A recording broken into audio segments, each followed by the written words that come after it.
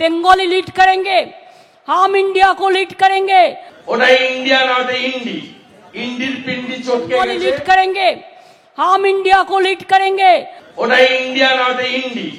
ইন্ডির পিন্ডি চটকে গেছে। নমস্কার, বাংলা বার্তা থেকে বলছি সন্ময় বন্দ্যোপাধ্যায়। আজ সেই 14ই ডিসেম্বর, সেই মহেন্দ্রক্ষণ যখন জাস্টিস অমৃতা সিনহার বেঞ্চে ইডি মুখবন্ধ খামে রিপোর্ট জমা দিচ্ছেন অত্যন্ত প্রভাবশালী একজন ব্যক্তির সম্বন্ধে। এবং সেই রিপোর্টে কি থাকবে আমরা কেউ জানি না, কিছু ইঙ্গিত আমরা পেয়েছি। সেই ইঙ্গিত স্পষ্ট করেছিলেন সেদিকে ইডি যিনি আইনজীবী তিনি ব্যাখ্যা করেছিলেন, এবং সেই ব্যাখ্যাটা নিয়ে আমরা দীপাঞ্জনবাবুকে ধরেছিলাম আজকে। দীপাঞ্জনবাবু মনোযোগ সহকারে এন্টায়ার প্রসিডিংসটা কোর্টের সমস্তটা শুনেছিলেন এবং শোনার পর সেটা নিয়ে তার মতামত দিয়েছেন। আজকের এই প্রতিবেদনের শেষ পর্বে আপনারা শুনবেন, কিন্তু তার আগে কিছু নির্দিষ্ট খবর দেওয়া দরকার। আপনারা জানেন বাংলা ব্যস্ত নানান কাণ্ড নিয়ে, বাংলা ব্যস্ত যেখানে 16টা জায়গায় একসঙ্গে রানীগঞ্জ, আসানসোল, দুর্গাপুরে ইনকাম ট্যাক্স দপ্তর হন্যে হয়ে হানা দিয়েছেন। কোটি কোটি টাকা রহস্য উদ্ঘাটন করার চেষ্টা করছেন এবং অধিকাংশ ক্ষেত্রে কেউ তৃণমূলের প্রাক্তন বিধায়ক বা তৃণমূলের বর্তমান কাউন্সিলর, সেই সব বাড়িতে গরু, কয়লা, বালি, পাথরের পর অবৈধ লোহা পাচার নিয়ে ইনকাম ট্যাক্স ঢুঁড়ে ফেলছে রানীগঞ্জ, আসানসোল, দুর্গাপুর বেল্ট।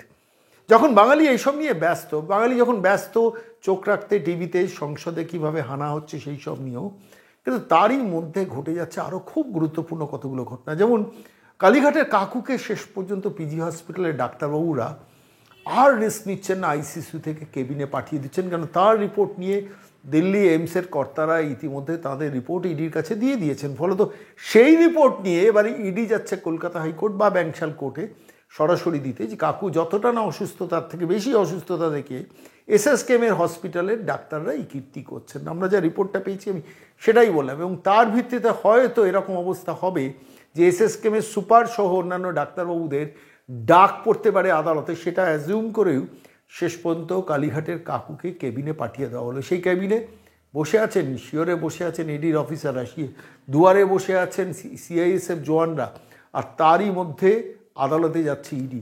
এসব নিয়ে যখন আমরা ব্যস্ত, ঠিক সেই সময় এলো 14ই ডিসেম্বর, আর কিছুদিন বাদে 6 দিন বাদে আসবে 20শে ডিসেম্বর, তার 11 দিন বাদে আসবে 1 জানুয়ারি। তার মধ্যে এই তদন্ত প্রক্রিয়াটাকে একটা শেষের দিকে টেনে নিয়ে যেতে হবে। ইডির প্রতি নির্দেশ, সিবিআইয়ের প্রতি নির্দেশ, যার জন্য 14 তারিখ ইডি তার রিপোর্ট দিচ্ছে, 20 তারিখ সিবিআই তার রিপোর্ট দিচ্ছে জাস্টিস অমৃতা সিনহার বেঞ্চে, এবং সবটাই মুখ বন্ধ করা খামে প্রকাশ্যে আমরা কেউ কিছু জানতে পারবো না। ঠিক এই প্রেক্ষিতে রাজ্যের মুখ্যমন্ত্রী যাচ্ছেন দিল্লি এবং 20 তারিখ ভারতবর্ষের প্রধানমন্ত্রীর সঙ্গে দেখা করতে যাচ্ছেন। আমার খুব আশঙ্কা, যার জন্য বারবার আপনাদের বলেছিলাম, ভারতবর্ষের প্রধানমন্ত্রীর সঙ্গে রাজ্যের মুখ্যমন্ত্রী দেখা করতে যাওয়ার পেছনে কিছু অন্তর্নিহিত রহস্য থাকে। অনেকেই বলছেন, আপনারা অনেকেই বলেছেন আসল লক্ষ্য ভাইপোকে বাঁচানো। আমরা জানি না, সত্যি মিথ্যে জানি না, অন্তত ভাইপোর ব্যাপারে ইডি যেন খুব ডিটারমিনেশন নিয়ে যেন বেশি না লড়ে, সেরকম একটা জায়গা তৈরি করার চেষ্টা হচ্ছে। এবং ইদানিংকালে ভাইপোর একটু সাইলেন্ট, একটু অলক্ষ্যে চলে যাওয়া, একটু অসুস্থতার কারণ দেখিয়ে, সেগুলো কিন্তু ইঙ্গিতকে জাস্টিফাই করছে, এটা বলার অপেক্ষা রাখে না। ঠিক সেই প্রেক্ষিতে ভারতবর্ষের প্রধানমন্ত্রীর সঙ্গে রাজ্যের মুখ্যমন্ত্রী দেখা করতে যাচ্ছেন। শুধু না, তার আগে ইন্ডিয়া জোটের বৈঠকে, ইন্ডিয়া জোট নয়, ইন্ডি জোটের বৈঠকে তিনি বৈঠকে থাকবেন, নিজেই থাকবেন, এবারে সিদ্ধান্ত নিয়েছেন। আর ঠিক এই পরিস্থিতি দাঁড়িয়ে আরও একটা খুব ইন্টারেস্টিং ঘটনা বলে নেওয়া দরকার, এই প্রেক্ষিতে পরবর্তীকালে আলোচনা করব, যে ইন্ডি জোটের এবার নেতৃত্ব আমিই দেবো, আমি মুখ্যমন্ত্রী মমতা বন্দ্যোপাধ্যায় আমিই দেবো, এমনই বলেছেন শিলিগুড়ি থেকে। সেটা দিয়ে আজকে প্রতিবেদন শুরু করেছিলাম, আর সেটাকে ব্যঙ্গ করেছেন, বিদ্রুপ করেছেন শুভেন্দু অধিকারী। বলেছেন ইন্ডিয়া জোট নয় ইন্ডি জোটের পিন্ডি ছটকে গেছে। স্বাভাবিকভাবে গোবলয়ের 5টি রাজ্যের মধ্যে 3টি রাজ্যে ধরাশয়ী এবং 2টিতে কংগ্রেস হারার পর স্বাভাবিকভাবে ইন্ডি জোটের ভবিষ্যৎ খুব সুরক্ষিত নয়, সবাই বুঝছেন। আর এই সুযোগে আমি ইন্ডি জোটের নেত্রী আমি হব, এই কথাটা যখন একজন রাজ্যের মুখ্যমন্ত্রী বলেন, তার মধ্যে একটা ডেসপারেশন থাকে, অর্থাৎ আমি প্রধানমন্ত্রী, আমি রাষ্ট্রপতি, আমি ভারতবর্ষের নেতৃত্ব দেবো। এই কথাটা বলার মধ্যে দুটো অঙ্ক থাকে। একটা অঙ্ক হচ্ছে কেউ আমার কথা নেতৃত্ব নিয়ে বলছে না, নীতিশের কথা বলছে, পাওয়ারের অঙ্ক করছে, রাহুল গান্ধী তো ইন্ডি জোটের নেতা হয়ে বসে আছেন। এই সময় দাঁড়িয়ে হাম কিসি সে কাম নেই, ফলে আমি নেতৃত্ব দেবো, এরকম একটা বলে।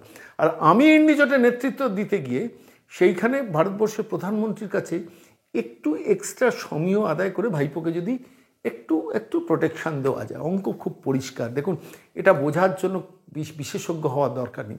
আরও একটা জিনিস কলকাতায় হচ্ছে, পশ্চিমবঙ্গে একটু ভালো করে খেয়াল করে দেখবেন, গত 1 মাস যাবৎ এটা নিয়ে আমরা বারবার বলেছি, কোনো না কোনো সময় প্রবীণ নবীনের একটা দ্বন্দ্ব বাজারে ভাসিয়ে দেওয়া হচ্ছে।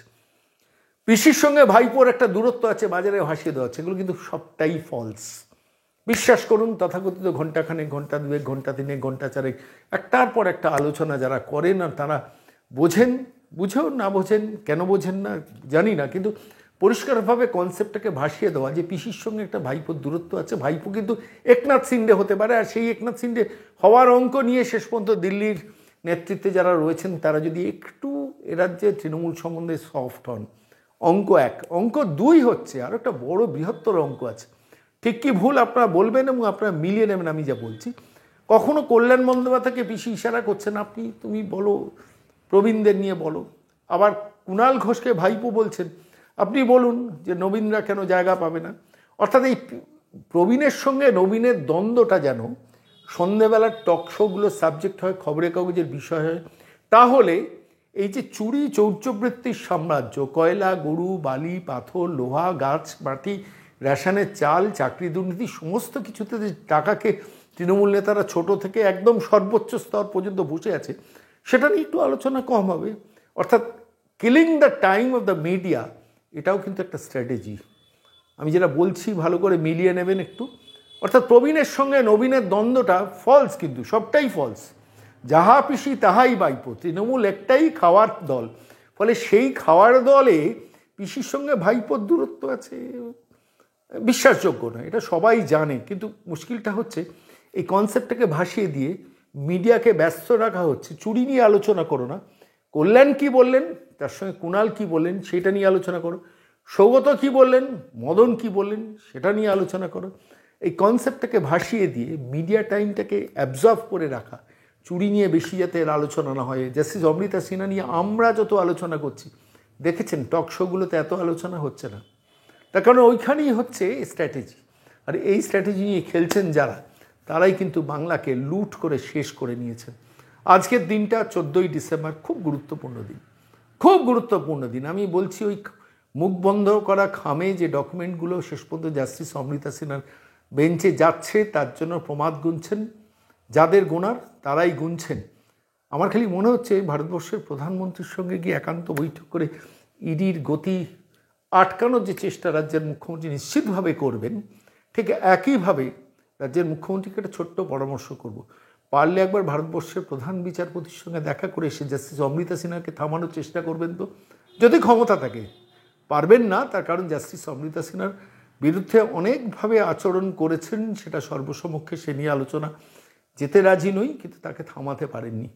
Iron lady of Bengal. আমি শুধু এইটুকু বলবো, স্যালুট জুডিশিয়ারি, অন্তত তাঁরা আছেন বলে ইডি এবং সিবিআইকে ব্রেক কষি রাজনৈতিক নেতারা কিচ্ছু করতে পারবেন না। অন্তত এইটুকু ভরসা এবং বিশ্বাস জাস্টিস অভিজিৎ গাঙ্গুলি, জাস্টিস অমৃতা সিনহা জুগিয়েছেন। এখন সব ভালো যার শেষ ভালো, দেখা যাক শেষ পর্যন্ত কোথায় গিয়ে পৌঁছয়। জাস্টিস অমৃতা সিনহার বেঞ্চে যে লাইভ স্ট্রিমিংটা দীপাঞ্জন বাবু শুনেছেন সুদূর মুম্বাইয়ে বসে, সেটার ব্যাখ্যা নিয়ে তিনি আজকে আমাদের এই প্রতিবেদনে এসছেন। খুব ইন্টারেস্টিং তার ব্যাখ্যা, একটু শুনুন।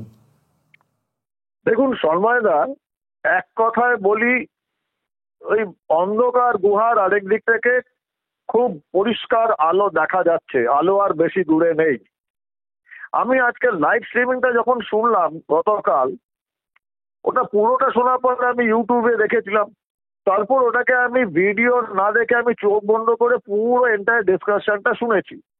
মহামান্য বিচারপতি অমৃতা সিনহা, ইডির উকিল, আমি ওনার নাম অ্যাডভোকেট, ওনার নাম জানি না, তো ওই যে কনভারসেশনটা আমি চোখ বন্ধ করে অন্তত বার 3 শুনেছি, প্রতি কটা কথা খুঁটিয়ে শুনেছি, যেখানে পাংচুয়েশন ব্যবহার হয়েছে সবগুলো শুনেছি। এবং ওই কমপ্লিট এই যে কথাবার্তা, যেটা এই বার্তালাপ থেকে 2-3টে খুব ইন্টারেস্টিং জিনিস আমার চোখে ধরা পড়েছে কানে। প্রথমত, ইডির অ্যাডভোকেট একটা জায়গায় বলেছেন, যখন মহামান্য বিচারপতি অমৃতা সিনহা জিজ্ঞাসা করেছেন যে কেন সময় লাগছে, তখন উনি একটা কথা বলেছেন, কোট আনকোট, ইডির advocate, we are unfolding many folds, we are unfolding many folds. Coat unquote.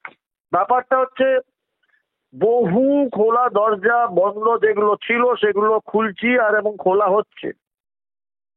এবং খুব কনফিডেন্স নিয়ে যখন মহামান্য বিচারপতি অমৃতা সিনহা জিজ্ঞাসা করেন যে আপনারা কি পেয়েছেন, কি পেয়েছেন, তখন কিন্তু ইডির অ্যাডভোকেট খুব পরিষ্কার ভাবে বলেন, এবং আমি যেহেতু চোখ বন্ধ করে শুনছিলাম, ওনার গলার স্বরক্ষেপণ, ওনার বাচন ভঙ্গি, আমি প্রত্যেকটা জিনিস খুব খুঁটিয়ে নজর করে দেখছিলাম। যেটা ইংরেজিতে বলে কনফিডেন্স উইথ আলটিমেট হিউমিলিটি। অত্যন্ত বিনম্রতার সঙ্গে উনি আত্মবিশ্বাস দেখিয়েছেন এবং বলেছেন যে ম্যাডাম আমাদের কাছে সবকিছু আছে, কিন্তু এটা নিয়ে আমি সাবস্টেন্সিয়াল, এই কথাটা ব্যবহার করেছিলেন, সাবস্টেন্সিয়াল জিনিস রয়েছে, কিন্তু এটা লাইভ স্ট্রিমিং এ আমি বলতে পারছি না, আমি আপনাকে সিল্ড এনভেলপে জানাবো। এটা পরিষ্কার, আমি বার 3 শুনেছি। আমি আগেও বলেছি, আমি সম্ভবত গত পরশুই আপনার চ্যানেলেই বলেছি যে একটা কফিন তৈরি করতে যদি 100 পেরেকের দরকার হয়, 100 পেরেক কিন্তু ইডি জোগাড় করে ফেলেছে। একটি পেরেক বাকি আছে, যেটাকে বলা হয় প্রবাদের কফিনের শেষ পেরেক, কফিনের দরজাটা ঢাকনাটা বন্ধ করবার জন্য, সেটা হচ্ছে এই ভয়েস স্যাম্পল টেস্ট। এবং আপনি আরেকটা জিনিস লক্ষ্য করুন যে এগুলো হয়, আপনি যেমন দেখবেন যে এটাকে আমরা ব্যাটল ইন্ডিকেশন বলি। বুদ্ধিমান লোকরা যারা হাওয়া মোড়ক তারা হাওয়াটা বুঝে যায়।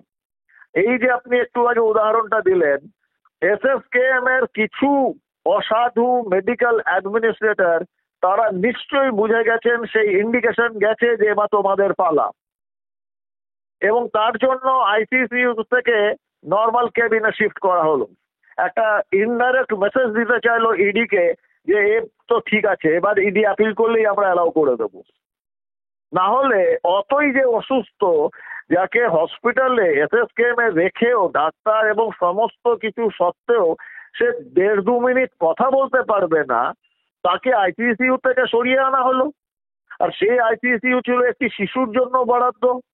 শিশু মৃত্যুর ঝুঁকি নিয়ে যাকে রেখেছিল তাকে কিন্তু সুরসুর করে আবার পাঠিয়ে দিল ক্যাবিনে, তুমি 1-2 দিন পিকনিক মানিয়ে নাও, এবার ইডি যেদিন আমাদের ইন্ডিকেশন বুঝবে সেদিন তোমায় তুলে নিয়ে যাবে, তুমি ভয়েস স্যাম্পল টেস্ট দাও, আমরা গঙ্গা জলে হাত ধুয়ে ফেলেছি।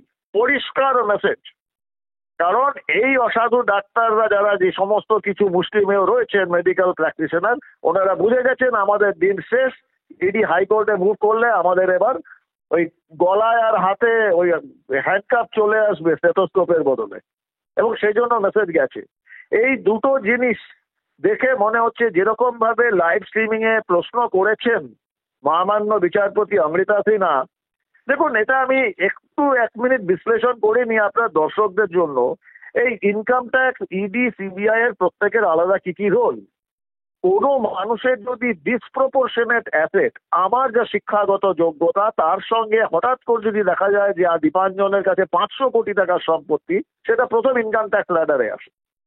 ইনকাম ট্যাক্স তখন সিবিআই কে বলবে এটা খোঁজ নাও যে এই টাকাটা কি অসাধু উপায়ে এসেছে। সিবিআই যখন প্রাথমিক দেখবে যে এটা অসাধু উপায়ে উঠেছে, তখন তারা কিন্তু ইডি কে টানবে কে এবার তোমরা ঢুকে পড়ো, এই অসাধু উপায় টাকাটা কোথা থেকে কোথায় এসে কোথা অব্দি গেছে, মানি ট্রেলিং। তো এটাতে অস্বীকার করার কোনো উপায় নেই যে কোনো মানুষ তার যার শিক্ষাগত যোগ্যতা সম্পর্কে প্রভূত সন্দেহের অবকাশ রয়েছে, সে সঠিক ডিগ্রি, জালি ডিগ্রি ইত্যাদি প্রভৃতি, এবং সে কোনো রূপোর চামচ বা সোনার চামচ দিয়ে জন্মায়নি, তার সম্পত্তি যদি 5-7 হাজার 10,000 পেজের হয়ে যায়, তো বিচারপতির একটা আমি আগেও বলেছি, আমাদের এই মহামান্য আদালতের হাইকোর্টের বিচারপতিরা, সুপ্রিম কোর্টের মহামান্য বিচারপতিরা, ওনারা এই গ্রহেরই মানুষ, অন্য গ্রহ থেকে আসেননি। ওনাদের নজরে সবকিছুই রয়েছে, তার বহিঃপ্রকাশ দেখতেই পাচ্ছেন। আজকে মহামান্য বিচারপতি অমৃতা সিনহা প্রশ্ন তুলছে কি করে এরকম সম্পত্তি 2000% या 3000%, 5000% বেড়ে যায়। একটা মানুষের কত সম্পত্তি হতে পারে?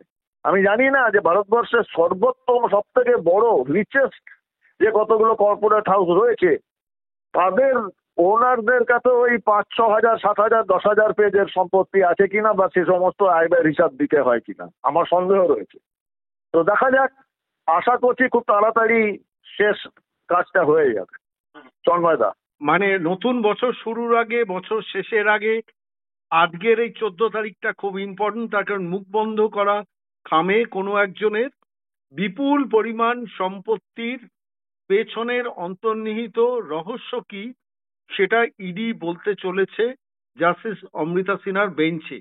That is the synopsis of the entire story. এবং আপনি আশাবাদী রয়েছেন, আমরাও আশাবাদী রয়েছি। লেটস হোপ অন্তত জাস্টিস অমৃতা সিনহার বেঞ্চে গিয়ে একটা স্ট্রিক্ট রায় অন্তত বাংলার মানুষ দেখুক, যাতে সর্বোচ্চ স্তরের অপরাধী শেষ পর্যন্ত কনভিক্টেড হয়ে জেলে যায়। কেননা গরু, কয়লা, বালি, পাথর, শিক্ষা, লটারি সব কিছুতে হাত পাকিয়েছে বাঙালি। ফলত আলটিমেটলি তাদের ডেস্টিনেশন যদি প্রেসিডেন্সি জেল না হয়, তাহলে সেটা বাংলার ভাগ্যাকাশে একটা দুর্ভাগ্যের রেখা টানবে নতুন বছরের সূচনায়। থ্যাংক ইউ দীপাঞ্জন দা, আপনি অনেক তন্ময়দা, আমি 1 মিনিট নিচ্ছি আপনার। আমি কিছুতেই বিশ্বাস করতে রাজি নই যে 2024 বাঙালির খারাপ যাবে। আমি 100% আমি প্রথম দিন থেকে আশাবাদী, আমি আজকেও আশাবাদী। সাধারণ মানুষের প্রক্রিয়াটা বুঝতে অসুবিধা হয়। আর বাংলার অধিকাংশ, 2-1টি ছাড়া অধিকাংশ সংবাদ মাধ্যম এই জিনিসগুলোকে ফুলিয়ে ফাটিয়ে দেখায় যে মিথিলেশ কুমারকে সরিয়ে দিয়েছে। মিথিলেশ কুমারকে যখন ওই মহামান্য আদালত ফেরত আনছে, তখন তারা 7-এর পাতায় 1 লাইনে লিখবে। কারণ আমি বুঝি তাদের অনেক দায়বদ্ধতা রয়েছে, বিজ্ঞাপন ইত্যাদি, এর মধ্যে আর যাচ্ছি না। কিন্তু আমি প্রথম দিন থেকে আশাবাদী, আমি আজকেও আশাবাদী, আমি ভবিষ্যতের জন্য আশাবাদী। খুব বেশি দিন যাবে না, নতুন বছরের শুরুতেই সুখবর পাবেন। এই সিবিআইও কিন্তু একসঙ্গে, সবাই দেখুন কোঅর্ডিনেশন, সিবিআই, ইডি দুজনে কিন্তু একসঙ্গে দিচ্ছে জমা। আগামী 7 দিন অত্যন্ত গুরুত্বপূর্ণ হবে। আশাবাদী থাকবো, কিন্তু কোনো শিওর কিছু ধরে নেব না। অনেক ধন্যবাদ, ভালো থাকবেন দীপাঞ্জন দা। ধন্যবাদ তন্ময়দা, জয় হিন্দ।